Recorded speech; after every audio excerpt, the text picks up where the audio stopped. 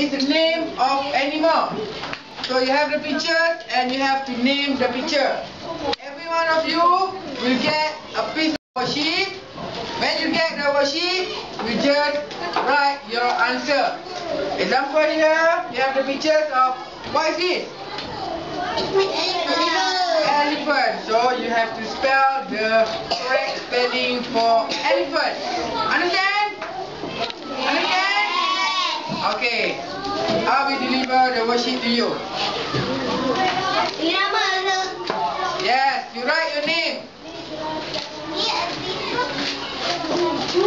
Wait, every one of you will get a piece of worksheet.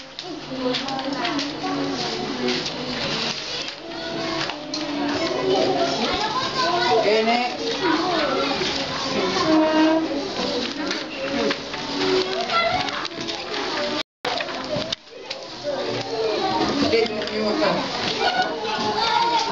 Okay, and you just write your answer. Don't use your friend's paper, eh?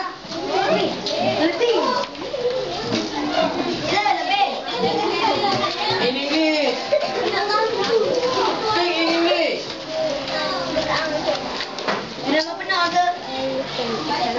Yes, in English.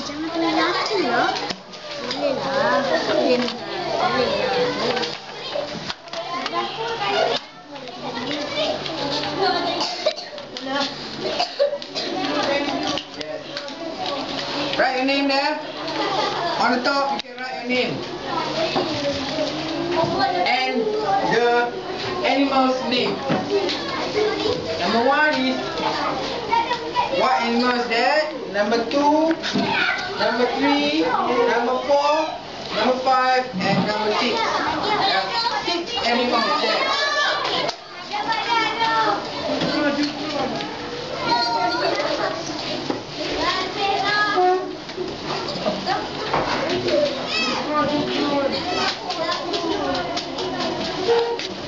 Okay, now class, we are going to check your answer, whether it is wrong or right.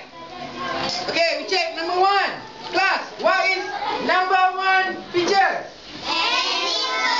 Elephant. Elephant or what? Okay, if your answer is elephant, please spell me elephant.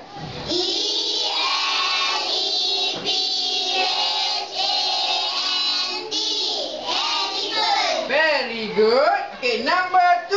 What is this? Goat. Goat. Spell goat. Goat. So, if your answer, your spelling is right, you put a tick. Use your pencil to tick your answer. Whether your answer is right or wrong. If your answer is right, you put a tick. If your answer is wrong spelling, you put a cross. You don't cheat. Aina, you don't cheat. Right. Number 3. What is that? Rabbit. Rabbit. Spell me rabbit. R-A-B-I-E. Rabbit. Okay.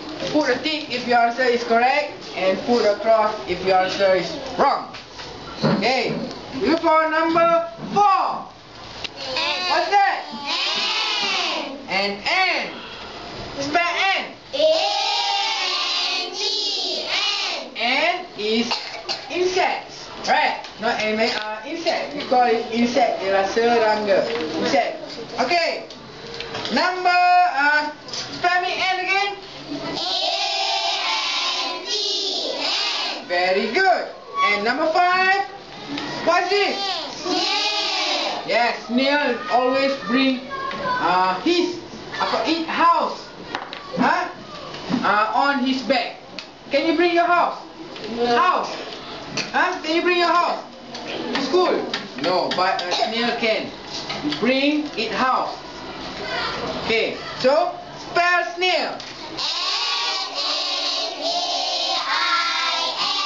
Snail. Very good. And last animal is what? Mouse. Mouse. Spell mouse.